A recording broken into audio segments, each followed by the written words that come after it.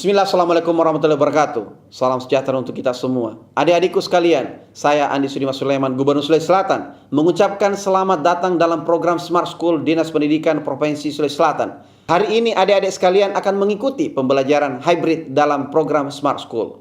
Aplikasi Smart School adalah sebuah pendekatan dengan tetap mengedepankan sebuah pendidikan dengan digital approaching untuk kemudian mengedepankan kualitas dan mutu pendidikan yang diterima siswa secara seragam di seluruh wilayah Sulawesi Selatan termasuk di pelosok-pelosok. Program ini bukan hanya memberikan kepada adik-adik sekalian pengalaman belajar yang baru, namun juga memberikan fasilitas kebutuhan dengan fitur bermanfaat seperti rekaman video pembelajaran yang dapat diulang, trik-trik penyelesaian soal, ujian-ujian serta sarana konsultasi pembelajaran dari guru-guru terbaik di Sulawesi Selatan. Sering-sering mengakses aplikasi Smart School melalui gawai yang adik-adik sekalian miliki di setiap kesempatan yang dimiliki.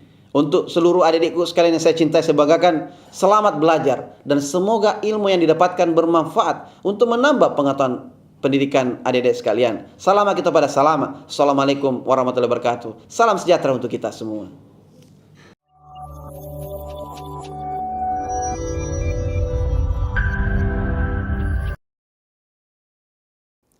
Assalamualaikum warahmatullahi wabarakatuh.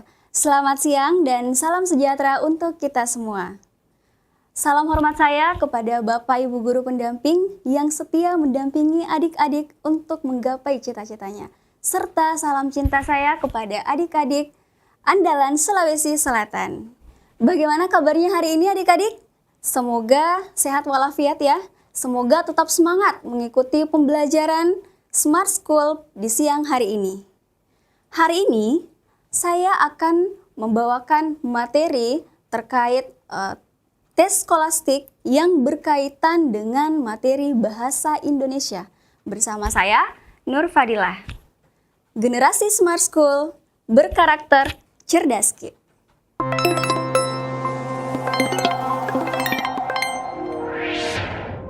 Pada hari ini saya akan membawakan materi bahasa Indonesia, yaitu ejaan dan tanda baca. Sebelum kita terlalu jauh membahas mengenai materi kita hari ini adalah tampilan framework ujian tertulis berbasis komputer atau UTBK yang baru-baru saja sudah dilaksanakan, yaitu terdapat dua komponen tes, yaitu ada tes skolastik dan tes literasi. Nah, untuk materi bahasa Indonesia, tes subtes yang masuk ke dalam tes skolastik yaitu adalah pengetahuan dan pemahaman umum. Kemudian ada tes kemampuan memahami bacaan dan menulis.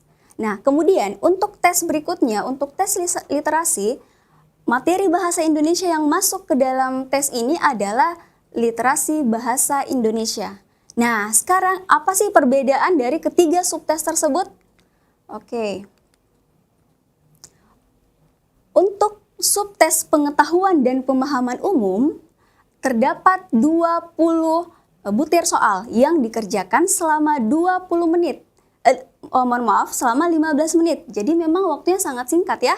Nah, apa sih tujuan dari pengetahuan dan pemahaman umum ini? Nah, tes ini untuk menguji kemampuan membaca, logika, pengetahuan umum yang berbasis verbal dan kebahasaan. Nah, selanjutnya untuk subtes kemampuan memahami bacaan dan menulis atau yang biasa disingkat dengan PBM, itu terdapat 20 butir soal yang dikerjakan selama 25 menit.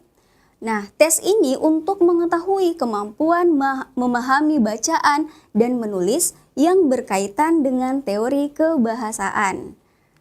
Selanjutnya, untuk subtes literasi bahasa Indonesia.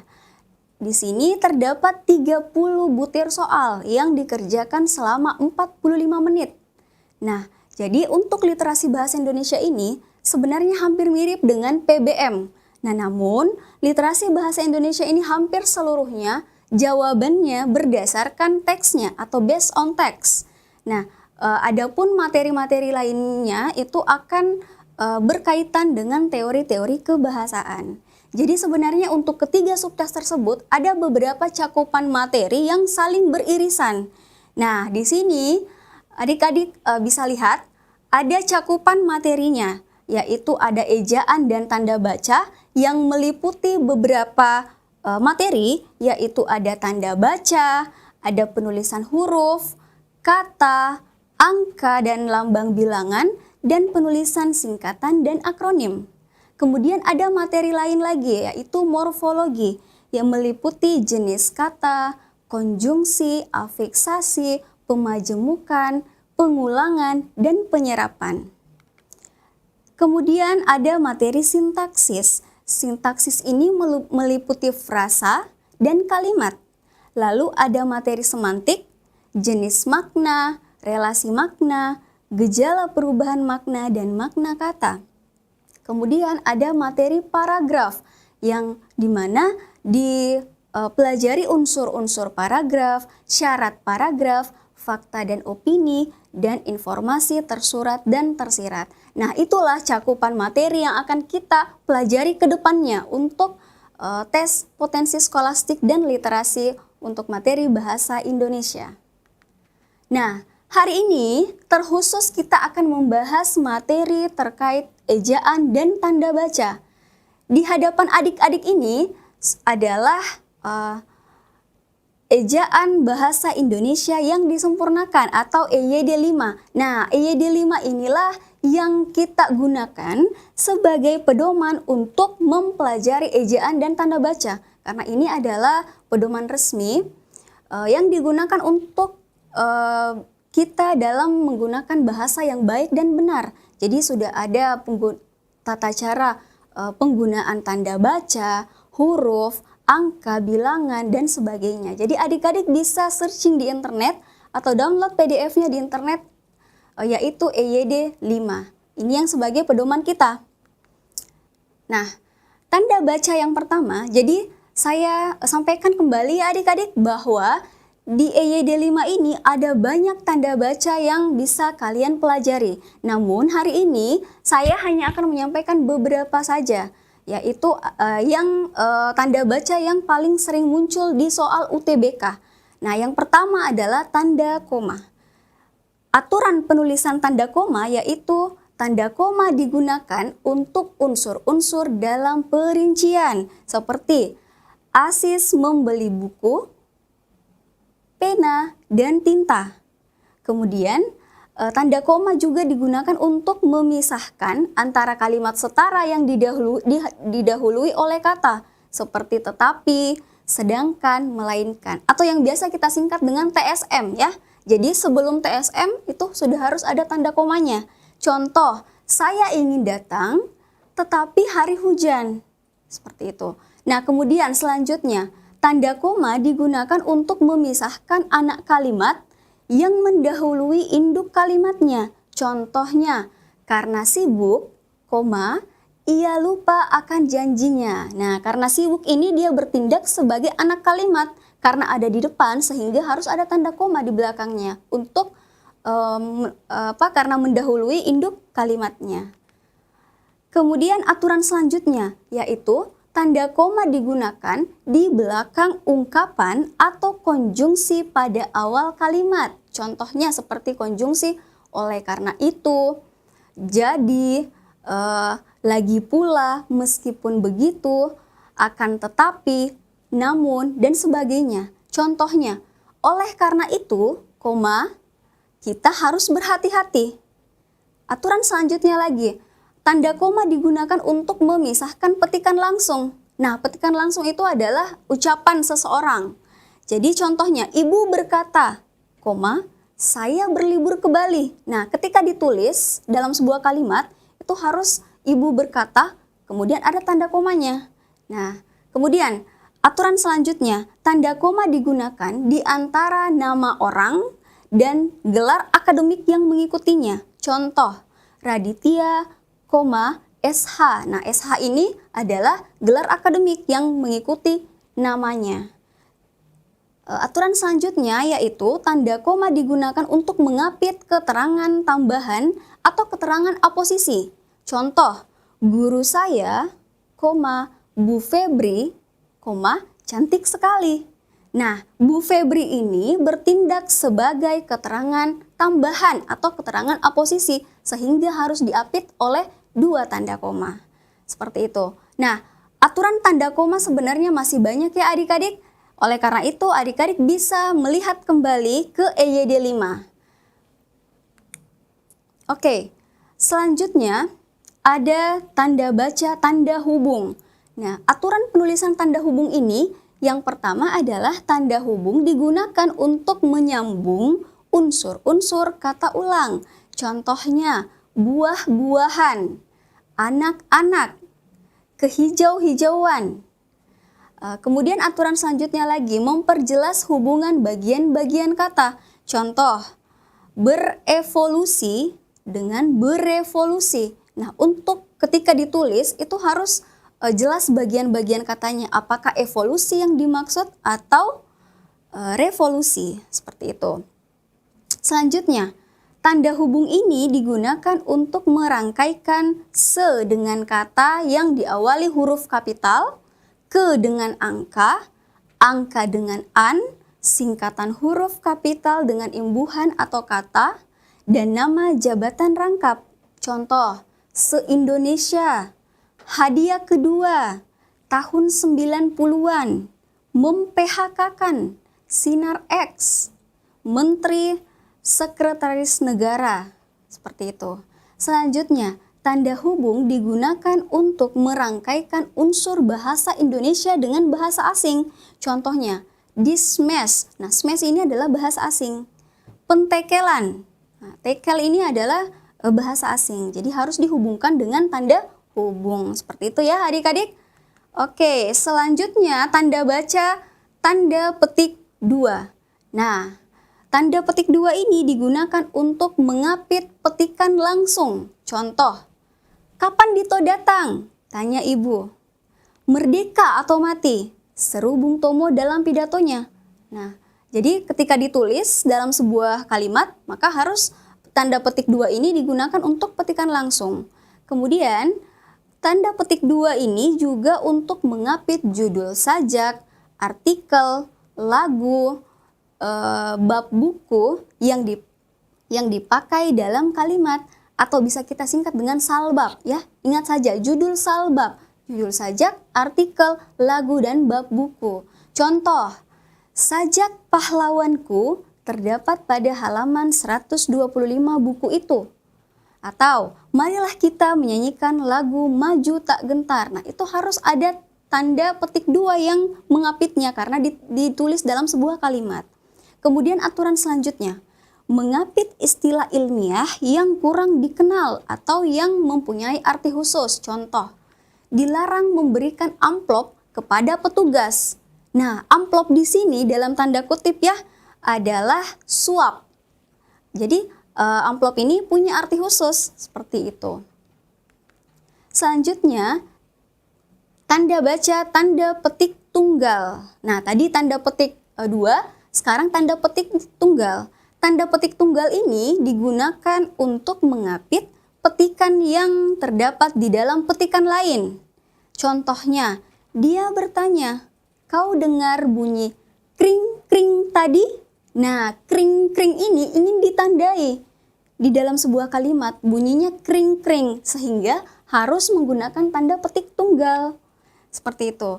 Kemudian selanjutnya tanda petik tunggal ini juga digunakan untuk mengapit makna, terjemahan, atau penjelasan kata atau ungkapan. Contoh, tergugat dimaknai dengan yang digugat. Retina dimaknai dengan dinding mata sebelah dalam. Jadi tanda petik tunggal ini mengartikan bahwa tergugat berarti yang digugat. Seperti itu. Oke, adik-adik andalan Sulawesi Selatan, hari ini kita akan menjawab beberapa contoh soal terkait dengan ejaan dan tanda baca. Nah, di sini sudah ada contoh soal yaitu penggunaan tanda koma ya. Nah, sambil saya bacakan soalnya, adik-adik bisa sambil mencoba menjawab ya sesuai dengan apa yang sudah saya jelaskan sebelumnya. tanda koma yang tidak tepat digunakan pada kalimat. Oke. A. Gajah itu, kata Rusli, ditemukan sedang merusak ladang. Opsi B. Di bagian pangkal pipa tersambung kaleng minyak rem secara vertikal. C. Menurut Rusli, warga kota mendiami dusun Selamat sejak awal 1980-an. D. Namun, banjir bandang pada 1987 membuat mereka harus kembali ke kampung halamannya di Desa Masen, desa asalnya. E. Dia menjual kopinya di pusat kecamatan atau ke kota terdekat di Calang, ibu kota Kabupaten Aceh Jaya. Nah, adik-adik, kira-kira ada yang tahu tidak ini jawabannya apa kira-kira? Sebelum kita bahas ya. Jadi di sini seperti yang sudah kakak jelaskan bahwa aturan penggunaan tanda koma, kita lihat opsi A, gajah itu, di sini ada tanda koma, kata Rusli, ditemukan. Oke. Nah, kata Rusli ini dia bertindak sebagai keterangan penjelas atau keterangan tambahan ya. Penjelas atau keterangan tambahan. Nah, sehingga sesuai dengan aturan sebelumnya bahwa keterangan aposisi atau keterangan tambahan harus diapit oleh dua tanda koma. Artinya ini sudah benar ya aturan tanda komanya. Nah, kemudian kita lihat ditemukan, koma. Nah, ditemukan ini tidak perlu ada tanda koma di setelah kata ditemukan karena bukan merupakan suatu keterangan. Ditemukan sedang merusak ladang.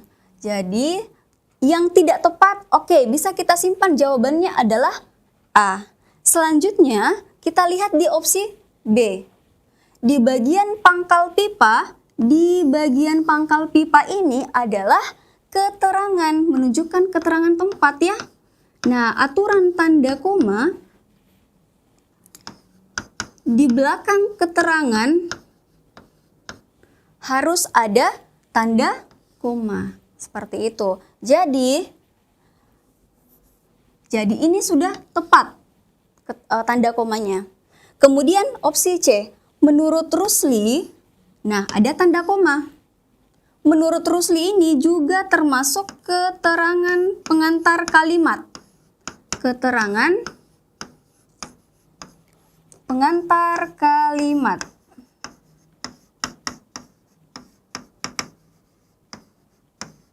Oke, karena berupa keterangan pengantar kalimat yang berada di awal sehingga harus diikuti dengan tanda koma. Nah, sehingga opsi C ini juga penggunaan tanda komanya benar ya. Opsi D, namun tanda koma. Nah, masih ingat lagi penjelasan saya sebelumnya bahwa setelah konjungsi yang berada di awal kalimat itu harus menggunakan tanda koma. Sehingga ini juga benar penggunaannya. Yang terakhir adalah E. Dia menjual kopinya di pusat kecamatan atau ke kota terdekat di Calang. Nah, di sini ada tanda koma. Ibu kota Kabupaten Aceh Jaya. Nah, penempatan tanda koma di sini ini sudah benar. Kenapa? Karena ibu kota Kabupaten Aceh Jaya itu bertindak sebagai kalimat atau keterangan penjelas ya. Keterangan atau kalimat penjelas dari kota Calang. Jadi ketika ditulis orang tidak salah paham atau tidak salah memahami kalimatnya. Seperti itu. Nah, jadi dari pembahasan ini bisa kita simpulkan bahwa tanda koma yang tidak tepat itu digunakan pada kalimat A ya. Seperti itu. Oke, ini ada dari SMA 5 Boni menjawab A. Dari SMA 5 menjawab A. Oke, mantap sekali ya adik-adik. Oke, kita lanjut.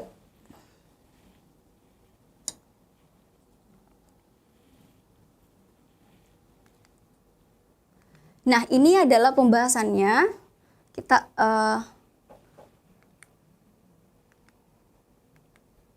lompati saja ya. Oke, selanjutnya contoh soal yang kedua. Nah, jangan kaget ya dengan bacaan yang panjang karena bahasa Indonesia memang seperti itu. Jadi, ketika mengerjakan soal seperti ini, yang dilakukan adalah membaca soalnya terlebih dahulu. Oke, jadi kita lompat ke soalnya dulu ya. Nah, soalnya adalah penggunaan tanda koma yang salah. Nah, lagi-lagi tanda koma yang salah terdapat pada kalimat berapa ya? A2, B3, C4, D5, dan E7. Oke, jadi berurutan ya 2, 3, 4, 5, dan 7. Oke, kita kembali ke bacaannya untuk memastikan ya. Oke, nah. Opsi A tadi adalah kalimat 2. Kita lihat kalimat 2. Ketika penyandang disabilitas diberikan akses di bidang kesehatan, pendidikan, dan pekerjaan. Tanda komanya ada 3 ya. Nah, apakah penggunaan tanda koma ini sudah benar? Jadi, sudah benar ya untuk ini.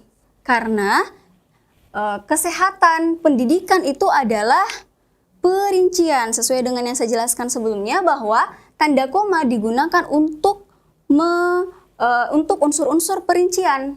Nah, pertanyaannya sekarang adalah apakah tanda koma ini benar atau salah? Nah, jadi kita lihat bacaannya ya. Ketika penyandang disabilitas diberikan akses di bidang kesehatan, pendidikan, dan pekerjaan, itu bertindak sebagai anak kalimat. Nah, kemudian tingkat kesejahteraan mereka akan meningkat. Itu bertindak sebagai induk, saya singkat saja ya, IK atau induk kalimat. Nah, anak kalimat yang mendahului induk kalimat itu harus disertai dengan tanda koma. Jadi kalimat 2 ini sudah benar. Oke, kita ke opsi berikutnya lagi ya. Kalimat ke-3. Untuk turut meningkatkan akses penyandang disabilitas, koma ya, faktor ketersediaan data dan kelengkapan data dan juga validitas data penyandang disabilitas dirasa menjadi penting. Nah, tanda koma ini merupakan tanda koma yang menandai unsur-unsur perincian. Sehingga di kalimat 3 ini tanda komanya juga sudah, penggunaan tanda komanya juga sudah benar ya. Oke, lanjut ke opsi berikutnya. Di kalimat 4. Oleh karena itu, koma, kemudian pendataan ulang sudah tidak ada ya, tidak ada lagi tanda baca koma. Nah, penggunaan tanda koma setelah oleh karena itu juga benar ya, karena oleh karena itu termasuk ke dalam konjungsi antar kalimat yang berada di awal kalimat, jadi harus disertai dengan tanda koma setelahnya. Oke, sekarang kita ke opsi berikutnya ya. Opsi berapa tadi ya? 5 ya? 5, oke. Kalimat 5, hal itu dilakukan untuk mengetahui data terkini tentang penyandang disabilitas, koma, termasuk ketersediaan akses dan kondisi kehidupannya. Nah, apakah tanda koma di sini itu sudah benar? Jadi, tanda koma di sini itu sudah benar ya adik-adik, karena tanda koma ini di sini ada kata termasuk ketersediaan akses dan kondisi kehidupannya. Nah, kalimat ini merupakan kalimat penjelas dari kalimat sebelumnya. Ya. Nah, sehingga perlu adanya tanda koma di sini untuk menghindari salah arti. dalam kalimatnya. Seperti itu. Oke, terakhir ya, berarti kemungkinan jawabannya adalah opsi E yang kalimat ke-7. Misalnya, koma, keberadaan penyandang disabilitas yang cenderung tidak memiliki akses, koma, berdampak negatif bagi kesejahteraan rumah tangga dan daerahnya. Nah, apakah misalnya ini sudah benar tanda komanya? Iya, sudah benar juga karena misalnya ini dia bertindak sebagai keterangan ya, keterangan pengantar kalimat. Pengantar kalimat. Kalimat ya. Sehingga sudah benar ada tanda koma. Kemudian di sini lagi kita lihat keberadaan penyandang disabilitas yang cenderung tidak memiliki akses berdampak negatif bagi kesejahteraan rumah tangga. Oke, kita lihat struktur kalimatnya ya adik-adik. Keberadaan penyandang disabilitas itu, jadi keberadaan penyandang disabilitas sampai akses ya, itu bertindak sebagai subjek. Ya, bertindak sebagai subjek. Nanti untuk materi selanjutnya kita akan bahas mengenai struktur kalimat. Nah, kemudian berdampak ini adalah predikat. Nah, dalam aturan struktur kalimat tidak ada tanda koma di antara subjek dan predikat. Sehingga dapat kita simpulkan bahwa tanda koma setelah akses ini penempatannya atau penggunaannya salah ya atau kurang tepat. Nah, sehingga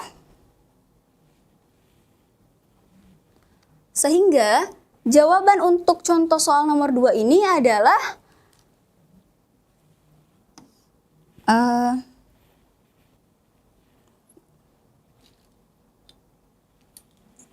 ini ya adalah E. Seperti itu adik-adik. Oke, dari SMA 7 Bone menjawab D. Dari 12 IPA 3 SMA 1 Luwu menjawab E. Oke, nggak apa-apa ya. Jadi dari SMA 7 Bone tetap belajar lagi karena aturan tanda koma itu banyak sekali ya. Jadi kita harus selalu membaca EYD lagi. Jadi memang untuk soal-soal skolastik itu supaya kita bisa mudah menjawabnya adalah banyak drilling soalnya atau banyak mengerjakan soal seperti itu. Nah, ini pembahasannya kita skip saja ya. Oke. Nah, selanjutnya contoh soal nomor 3. Ini teksnya lumayan pendek ya. Jadi yang ditanyakan lagi-lagi ya kita langsung membaca soal. Jangan langsung membaca bacaannya. 2 tanda baca yang salah pada paragraf di atas adalah, nah adik-adik ingat kita diminta untuk mencari 2 tanda baca yang salah. Jadi kalau ada opsi yang cuma 1 tanda bacanya, skip saja ya. Langsung mengerjakan opsi berikutnya. Seperti itu. Opsi A. Tanda koma setelah pincel dan tanda petik tunggal pada ekor kecil. Opsi B, tanda petik tunggal pada ekor kecil dan tanda koma setelah biasanya. Opsi C, tanda koma setelah biasanya dan tanda koma setelah 1560-an. Opsi D, tanda koma setelah notes dan tanda petik pada kuas kecil. Dan opsi E, tidak kelihatan ya, tanda koma setelah kuno dan tanda baca setelah biasanya. Ayo adik-adik coba kalian kerjakan lagi ya sambil saya bacakan soalnya ya. Nah, opsi A, tanda koma setelah pincel. Tanda koma setelah pincel. Kemudian tanda petik tunggal pada ekor kecil. Oke. Lalu tanda petik tunggal pada ekor kecil, oke sudah. Dan tanda koma setelah biasanya. Oke, kemudian Opsi C, tanda koma setelah biasanya dan tanda koma setelah 1560-an. Kemudian opsi D, tanda koma setelah notes dan tanda petik pada kuas kecil. Oke, tanda petik 2 ya. Kemudian opsi E, tanda koma setelah kuno. Kuno di sini ya. Dan tanda baca setelah biasanya. Oke, kira-kira apa nih jawabannya adik-adik? Ada yang sudah bisa menjawab? Oke, kita bahas bersama ya. Tanda koma setelah pincel. Nah, tanda koma setelah pincel ini kita baca kalimatnya ya. Kata pensil berasal dari bahasa Prancis kuno, pincel. Nah, pincel di sini bertindak sebagai keterangan tambahan. Keterangan tambahan atau keterangan aposisi. Keterangan aposisi. Oke.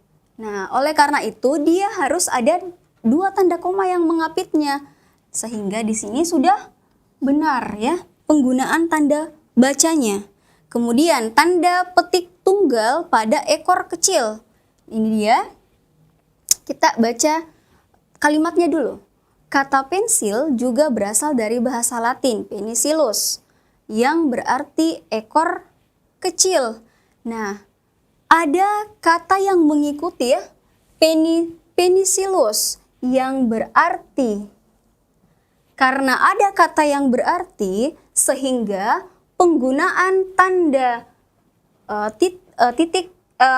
penggunaan tanda baca ini tidak perlu lagi ya, tidak perlu lagi ada petik tunggal karena sudah ada kata yang berarti.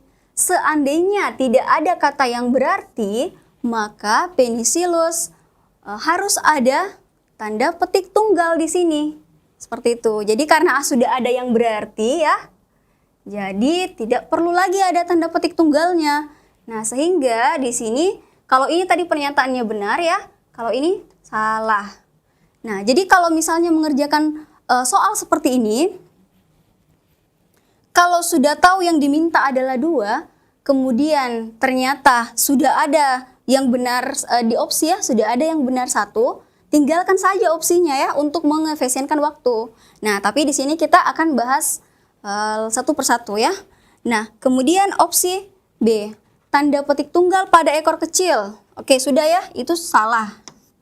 Kemudian tanda koma setelah biasanya. Nah, biasanya ini itu bertindak sebagai keterangan pengantar kalimat. Sama ya, keterangan pengantar kalimat.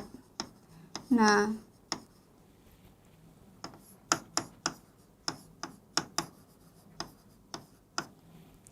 jika ada keterangan pengantar kalimat di awal, maka harus ada tanda koma menyertainya ya. Jadi ini benar. Oke. Kemudian opsi C, tanda koma setelah biasanya. Oke, sudah kita bahas, ini benar. Tanda koma setelah 1560-an. Kita lihat teks bacaannya ya, kalimatnya. Sebelum tahun 1560-an, artinya ini bertindak sebagai keterangan ya, keterangan waktu.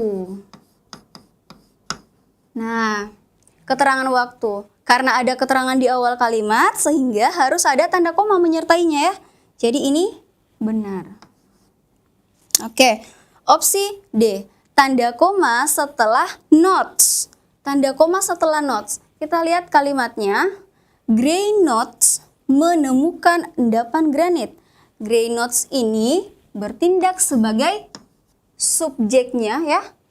Kemudian menemukan bertindak sebagai predikatnya. Lalu endapan granit bertindak sebagai objeknya. Nah, seperti yang saya sudah jelaskan di slide sebelumnya ya, tidak ada tanda koma di antara subjek dan predikat. Sehingga tanda koma setelah notes ini penggunaannya salah. Oke, kemudian tanda petik pada kuas kecil. Ini kuas kecilnya. Nah, sama dengan penjelasan dari ekor kecil ini ya. Jadi karena sudah ada yang berarti, ada kata yang mengikuti yang berarti, sehingga sebenarnya tanda petik ini sudah tidak dibutuhkan lagi. Seperti itu. Jadi kalau misalnya mau menggunakan tanda petik tunggalnya, berarti yang berartinya harus hilang ya, seperti itu. Oleh karena itu di sini penggunaannya salah. Nah, opsi yang terakhir, opsi E, tanda koma setelah kuno. Sudah saya jelaskan di awal tadi bahwa tanda koma ini, karena pincel ini adalah keterangan aposisi yang harus diapit oleh dua tanda koma, sehingga di sini penempatannya sudah benar. Jadi ini benar. Dan tanda baca setelah biasanya. Setelah biasanya, oke, benar ya, ada tanda baca koma setelah biasanya. Oke, jadi dari penjelasan ini dapat kita simpulkan bahwa dua tanda baca yang salah pada paragraf di atas adalah, yang benarnya adalah opsi D, karena dua-duanya salah ya. Oke, adik-adik, oke, di sini sudah ada SMA 5 Goa lagi ya yang menjawab D. Oke, benar. SMA 2 Bone menjawab A. Oke, tidak apa-apa ya adik-adik. Kita kan baru belajar. Nah, kedepannya nanti adik-adik akan sering-sering mengerjakan soal. Kalau sudah sering dan sudah berpengalaman dengan soal-soal seperti ini, pasti sudah bisa menjawab benar ya. Oke.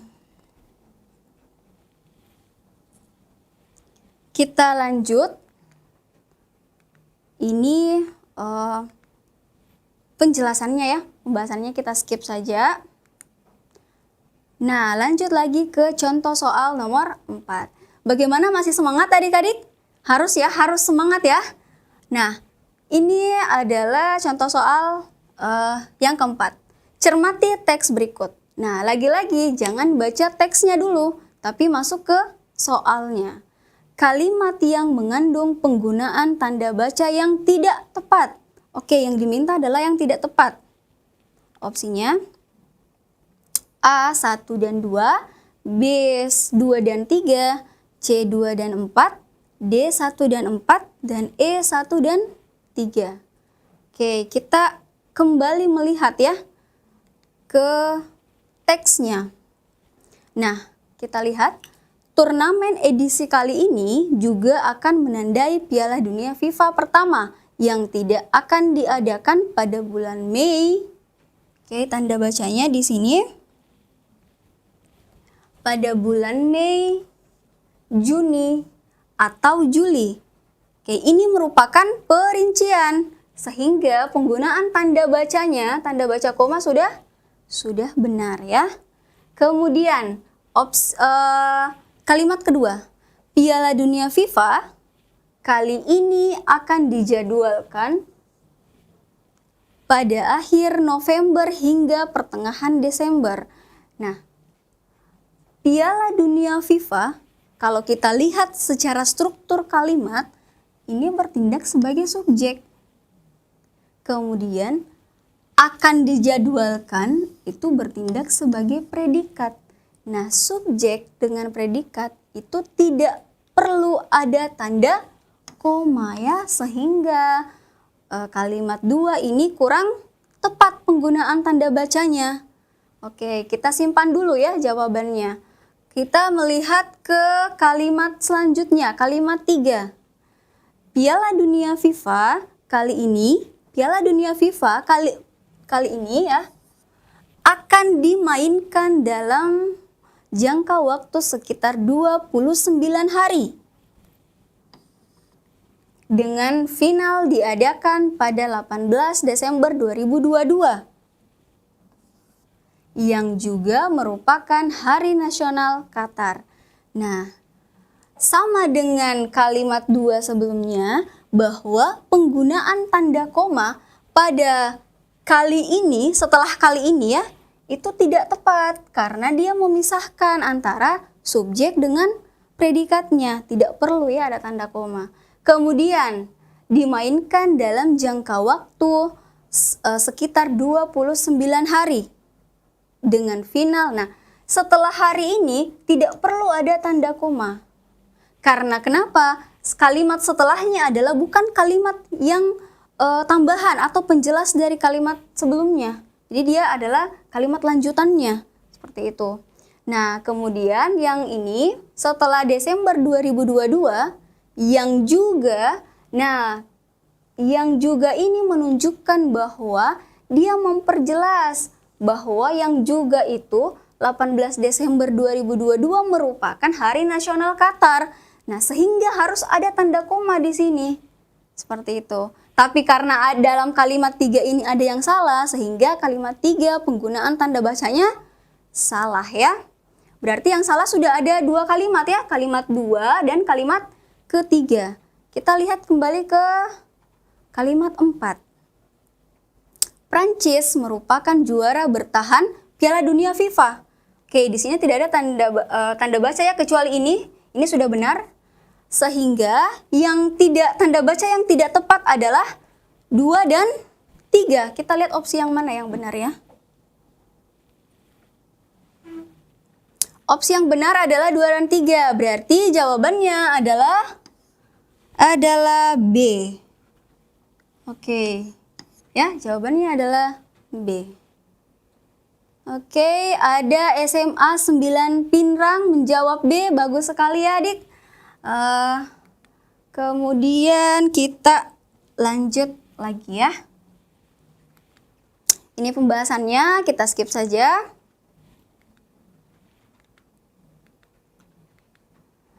Nah, contoh soal yang kelima. Aduh, panjang lagi ya teksnya ya.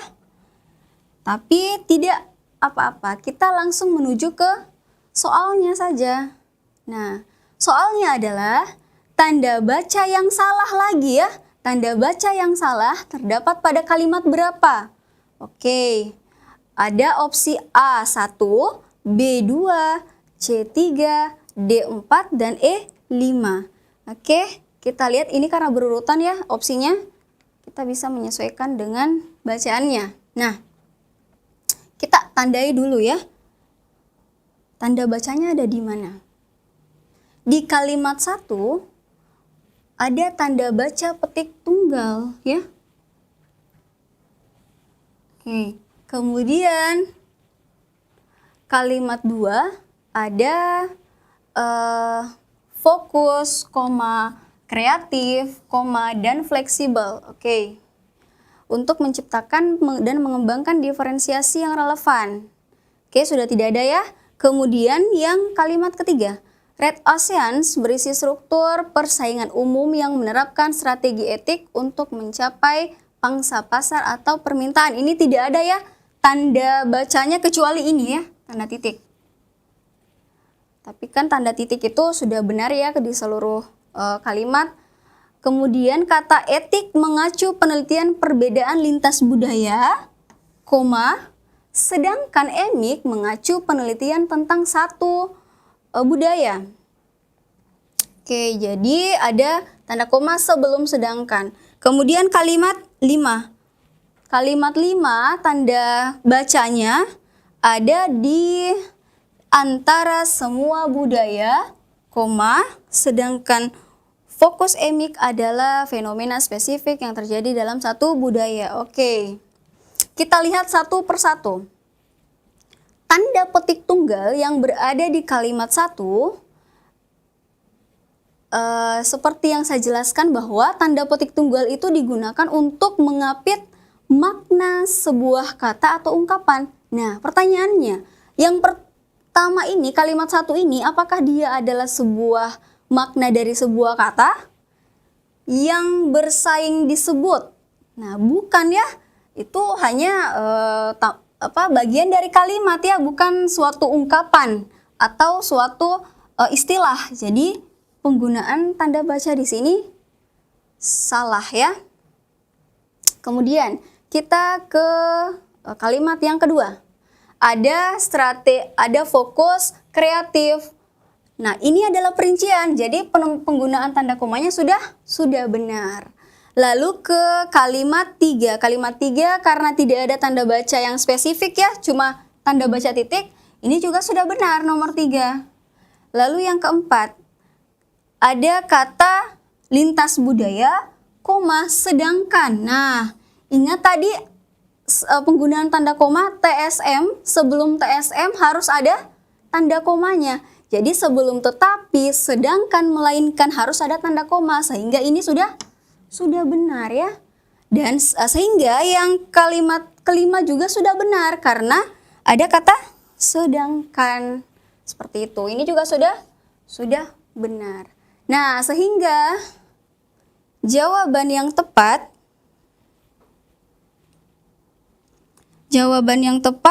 adalah opsi A ya. Yang tidak tepat itu yang A ya, adik-adik. Yang A. Oke. Nah, ini penjelasannya bisa adik-adik baca. Jadi ini adalah beberapa soal ya, baru sebagian kecil dari soal bahasa Indonesia yang muncul dalam skolastik, tes potensi skolastik. Nah, jadi kunci untuk menjawab soal seperti ini itu adalah drilling soal ya. Jadi harus banyak-banyak mengerjakan soal. Karena tadi hanya beberapa tanda baca yang saya berikan, sehingga kedepannya adik-adik harus lebih banyak membuka lagi EYD 5. Kalian bisa download di internet ya, dan di-download PDF-nya atau di searching saja di internet. Seperti itu. Oke, adik-adik, baiklah itulah tadi materi terkait ejaan dan tanda baca. Saya ucapkan terima kasih banyak kepada Bapak Ibu guru pendamping yang telah mendampingi adik-adik kita sampai di akhir pembelajaran pada siang hari ini. Selanjutnya nanti akan kita lanjutkan di pertemuan berikutnya. Lebih dan kurangnya mohon dimaafkan. Wassalamualaikum warahmatullahi wabarakatuh.